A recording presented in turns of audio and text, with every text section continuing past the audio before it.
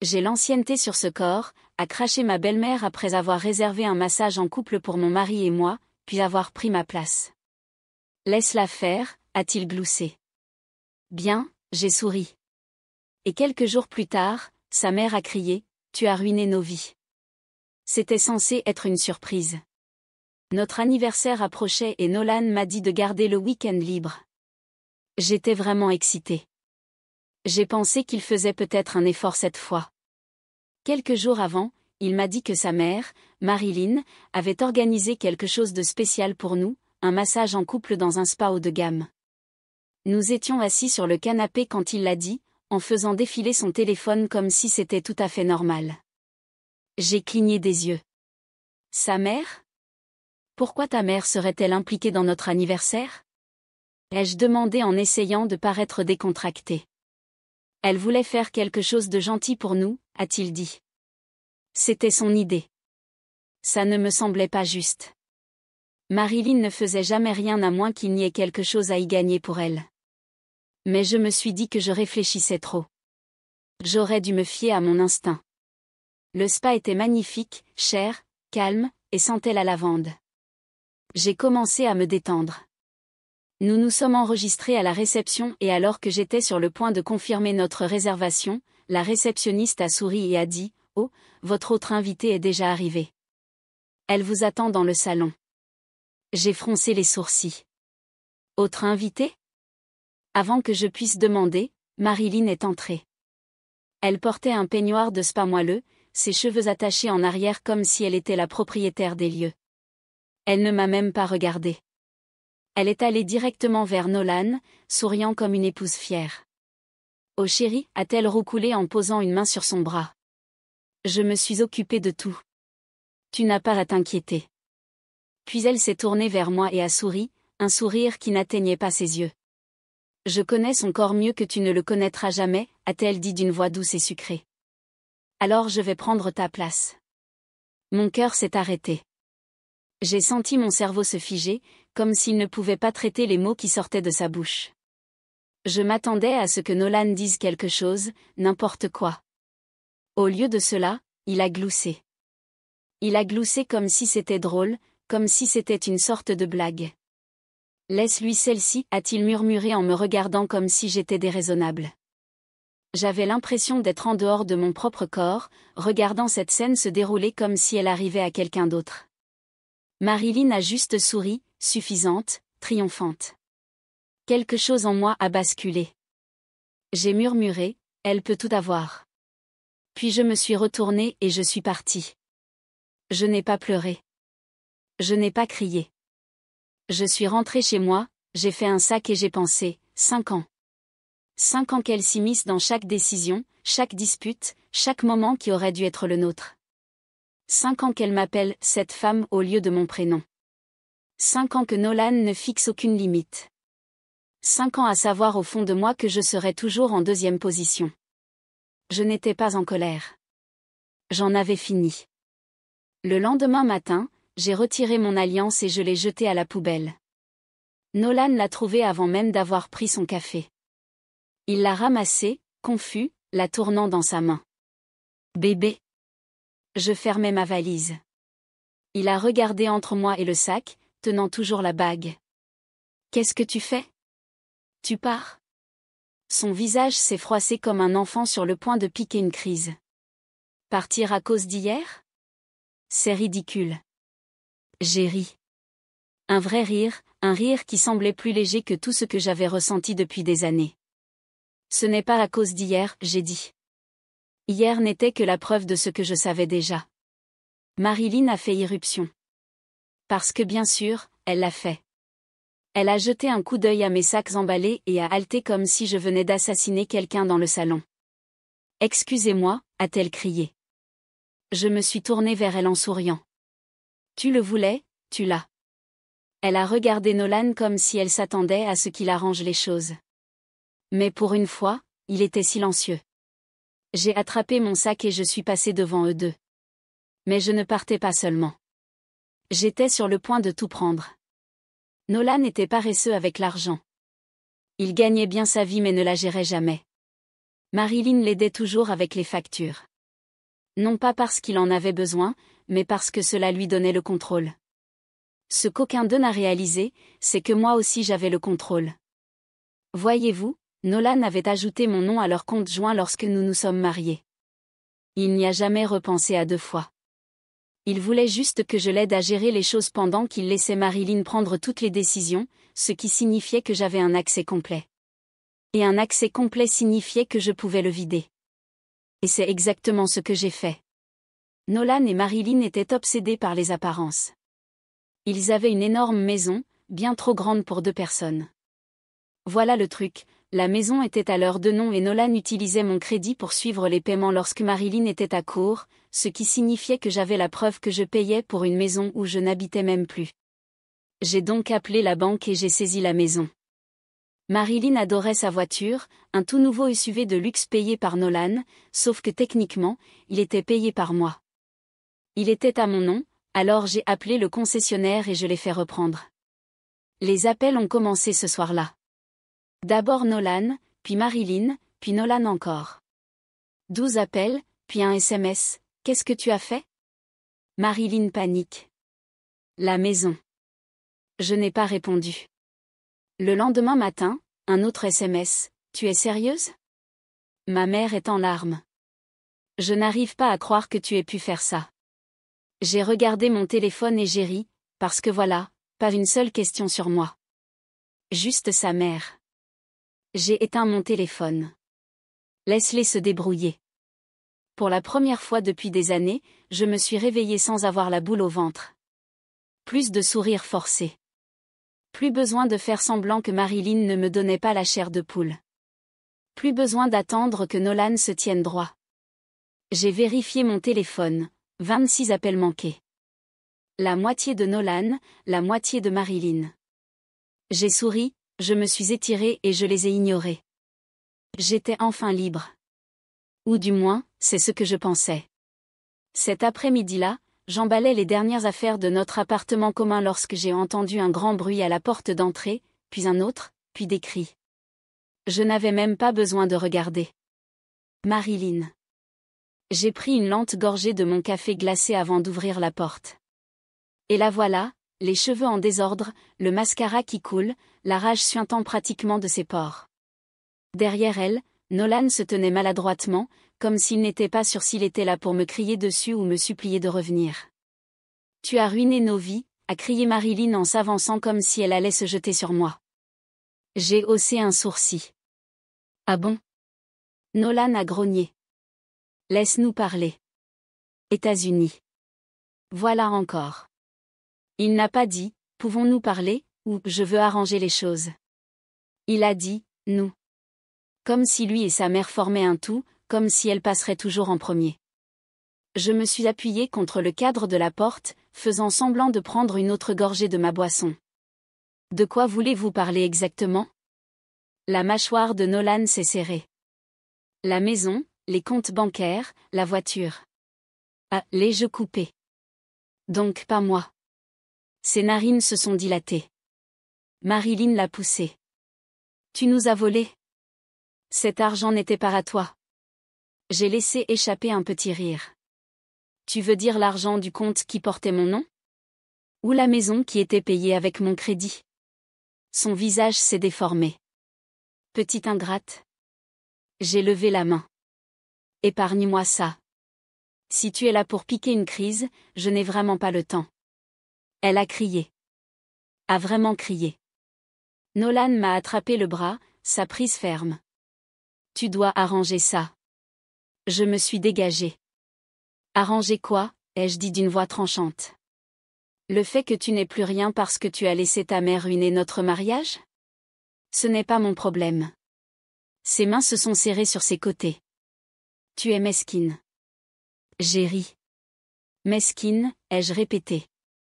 Ta mère a volé mon cadeau d'anniversaire, me l'a mis sous le nez et tu as ri. Tu l'as laissé détruire notre mariage. Tu l'as laissé contrôler ta vie. Tu l'as laissé me prendre tout. J'ai souri froidement. Alors maintenant, je lui ai juste rendu l'appareil. Marilyn a perdu le contrôle. Elle s'est jetée, a vraiment essayé de m'attraper par les cheveux. Et c'est là que j'ai vu le gérant de l'immeuble au bout du couloir, les yeux écarquillés, le téléphone à la main. Marilyn s'est arrêtée juste à temps. J'ai incliné la tête. Vas-y, ai-je murmuré juste assez fort pour qu'elle entende. Donne-moi une raison de te faire arrêter. Elle bouillonnait, les mains serrées en poing. Nolan lui a attrapé le bras et l'a tiré en arrière. Allons-y, a-t-il murmuré. Elle m'a lancé un dernier regard, les yeux brûlants de haine, avant de dévaler le couloir. Nolan a hésité. Je pouvais dire qu'il voulait dire quelque chose pour me faire revenir.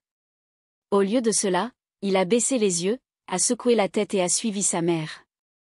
J'ai fermé la porte et j'ai expiré. Je pensais que c'était la fin. J'avais tort. J'ai passé les semaines suivantes à m'installer dans mon nouvel appartement, à profiter du calme, à ignorer les SMS de plus en plus désespérés de Nolan. Puis j'ai reçu un appel de mon avocat et ce qu'il m'a dit m'a donné la nausée. Nolan et Marilyn me poursuivaient en justice pour vol. Apparemment, ils avaient déformé l'histoire en une affirmation ridicule selon laquelle j'avais frauduleusement pris de l'argent qui appartenait à la famille. J'ai ri aux éclats quand j'ai entendu ça. J'avais des reçus, des relevés bancaires, des documents de prêt, la preuve que j'avais été celle qui payait leurs dettes pendant qu'ils vivaient de mon argent.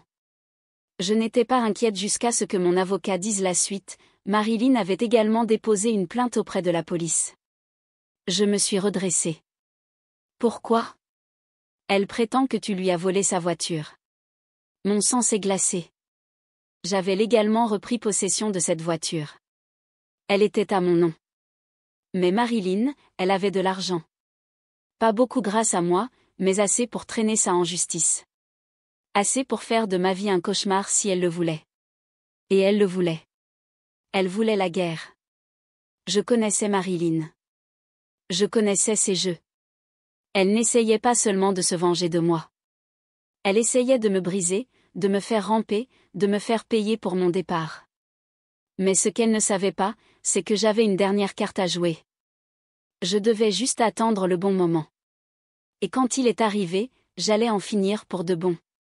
Je n'avais pas peur. Agacée, oui. Furieuse, absolument. Mais Marilyn avait fait une erreur. Elle pensait pouvoir me forcer à la soumission. Elle pensait pouvoir me traîner en justice, ruiner ma vie et que je reviendrais en rampant, ruinée, désespérée, suppliant Nolan de me pardonner. Elle n'avait aucune idée à qui elle s'attaquait. Mais d'abord, j'avais besoin d'informations. Alors j'ai commencé à creuser. J'ai contacté un vieil ami de Nolan, Jordan, qui s'occupait de certaines de leurs affaires financières. Nous n'avions jamais été particulièrement proches, mais après avoir entendu parler de mon divorce, Jordan m'avait envoyé un simple SMS. « Appelle-moi, tu dois savoir certaines choses. » J'ai appelé et ce qu'il m'a dit m'a époustouflé. Il s'avère que Marilyn était sérieusement endettée. Pas seulement un petit problème de carte de crédit, mais des centaines de milliers de dollars de dettes. Apparemment, elle contractait des prêts au nom de Nolan depuis des années. Et Nolan, il n'en avait aucune idée. Jordan avait essayé de le prévenir auparavant, mais Marilyn interceptait toujours. Elle gérait tout, ses factures, son crédit, ses paiements hypothécaires. Nolan ne remettait jamais rien en question. Elle avait le contrôle total de ses comptes et elle le saignait à blanc. Le meilleur dans tout ça ? Toute cette fraude était bien documentée. Jordan avait encore des dossiers, des emails, des formulaires signés, même des accords de prêt louches qui portaient le nom de Marilyn partout. J'ai senti un lent sourire satisfait s'étendre sur mon visage. Elle voulait une guerre. Elle venait de me donner une bombe nucléaire. J'aurais pu aller directement à la police.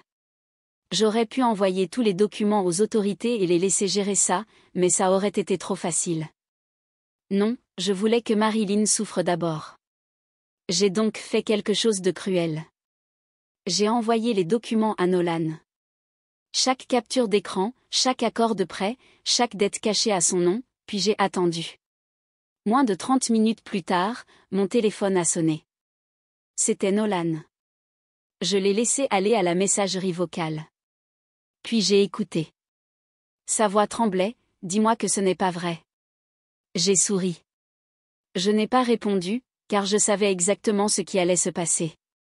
Marilyn l'avait ruiné. Et pour la première fois, Nolan allait enfin le voir. Le lendemain matin, je me suis réveillée avec une avalanche de messages de Nolan, de Jordan, même de certaines des autres victimes de Marilyn. Mais le plus intéressant ? Un article de presse. Le titre, une femme d'affaires locale sous enquête pour prêt frauduleux. J'ai failli recracher mon café. Cela se passait plus vite que prévu. Quelqu'un, probablement Jordan, avait averti les médias locaux et maintenant, les crimes financiers de Marilyn étaient publics. J'ai parcouru l'article. Mention de détournement de fonds, de faux, de fraude fiscale, ma partie préférée, le nom de Nolan était partout. Mon téléphone a encore bourdonné. C'était Nolan. J'ai décroché cette fois. Sa voix était creuse, elle m'a ruiné, a-t-il murmuré. J'ai presque eu de la peine. Presque. C'est ta mère, Nolan, ai-je dit. Tu l'as toujours laissé faire à sa guise. Silence, puis doucement, qu'est-ce que je fais ? Je me suis penchée en arrière en souriant. Débrouille-toi, ai-je dit. Puis j'ai raccroché. Je savais que Marilyn ne se laisserait pas faire sans rien dire. Je m'attendais à d'autres poursuites, à d'autres menaces, à d'autres crises publiques. Ce à quoi je ne m'attendais pas, c'est que Nolan se tienne enfin droit. Il s'est retourné contre elle, a intenté sa propre action en justice contre Marilyn pour fraude et vol d'identité. Et parce qu'il était la principale victime, la police a réellement pris cela au sérieux. Ce n'était plus seulement un scandale. C'était une enquête criminelle. Marilyn a tout essayé, mentir, manipuler, même pleurer en direct à la télévision, prétendant qu'elle était victime d'une ex-femme avide et amère qui essayait de ruiner leur famille. Personne n'y a cru, car les preuves étaient là. Ses prêts illégaux, ses avoirs gelés, sa réputation détruite, cerise sur le gâteau, Nolan l'a renié pour de bon. La dernière fois que j'ai entendu la voix de Marilyn, ce n'était pas en personne. C'était sur un message vocal. Une dernière tentative désespérée de me culpabiliser pour que je revienne dans son pétrin. Tu penses avoir gagné ? Tu penses être meilleur que moi ? J'ai souri, puis j'ai supprimé le message, car j'avais déjà gagné et Marilyn, il ne lui restait plus rien à prendre. Je pensais en avoir fini. Vraiment. Nolan s'était retourné contre Marilyn. Sa fraude était de notoriété publique. Les poursuites s'accumulaient. Elle aurait dû être trop occupée à se démener pour se sauver elle-même pour s'occuper de moi. Mais Marilyn n'était pas le genre de femme à se laisser faire sans rien dire. Elle était le genre de femme qui, lorsqu'elle se noyait, essayait d'entraîner tout le monde avec elle. Et cette fois, elle avait un dernier coup à jouer. J'étais dans un café quand c'est arrivé. Assise près de la fenêtre, profitant de mon café, parcourant mon téléphone, savourant ma tranquillité. Puis une ombre est tombée sur ma table. J'ai levé les yeux et elle était là. Marilyn, déchaînée, son apparence soignée habituelle avait disparu, cheveux crépus, maquillage maculé, la rage dans les yeux. Tout le café est devenu silencieux lorsqu'elle a claqué ses mains sur ma table. « Tu penses avoir gagné ?» a-t-elle sifflé. J'ai posé mon café lentement. « Gagné quoi ?» ai-je demandé d'une voix calme. Elle a laissé échapper un rire sans humour. « Tu as détruit ma vie » a-t-elle craché. « Tu as retourné mon propre fils contre moi. Tu m'as volé. » J'ai incliné la tête. « Je t'ai volé ?» Je me suis penchée en arrière. « Dis-moi, Marilyn, sais-tu seulement combien d'argent tu as volé à Nolan ?» Son visage s'est déformé. Il me le devait après tout ce que j'ai fait pour lui. J'ai ri, un rire froid et aigu qui l'a fait tressaillir. Te le devais ? Tu as vidé ses comptes. Tu as contracté des prêts à son nom. Tu l'as ruiné. Marilyn a claqué sa main contre ma tasse, la faisant tomber. Du café a éclaboussé la table, dégoulinant sur le sol. Les gens regardaient maintenant, chuchotaient, sortaient leur téléphone. Mais Marilyn s'en fichait. Elle était allée trop loin. Je lui ai tout donné, a-t-elle hurlé. Et toi, tu me l'as pris. Tu l'as retourné contre moi. Tu lui as fait croire que j'étais la méchante. Je l'ai regardé fixement. Je l'ai vraiment regardé et soudain, ça m'a frappé. Elle ne voulait pas seulement le contrôle. Elle ne voulait pas seulement que je parte. Elle voulait être la seule personne dans la vie de Nolan. Elle ne me voyait pas comme une rivale. Elle me voyait comme une voleuse. J'avais volé son fils. Et maintenant, il ne lui restait plus rien. Son empire avait disparu. Son argent avait disparu. Son fils avait disparu. Et elle n'avait personne d'autre à blâmer qu'elle-même. Tu t'es fait ça toute seule, Marilyn, ai-je dit doucement. Ses narines se sont dilatées. J'étais une bonne mère, a-t-elle rétorqué. J'ai secoué la tête. Tu n'étais pas une mère, ai-je dit. Tu étais une dictatrice. Son visage est devenu rouge. J'espère que tu pourriras en enfer, a-t-elle crié. Puis elle s'est jetée sur moi. Le café a explosé. Des chaises ont grincé. Les gens ont halté. Quelqu'un a crié, appelez la police. Mais avant qu'elle ne puisse m'atteindre, quelqu'un l'a attrapé. Nolan. Il avait été là tout le temps. Pendant une seconde, personne n'a bougé.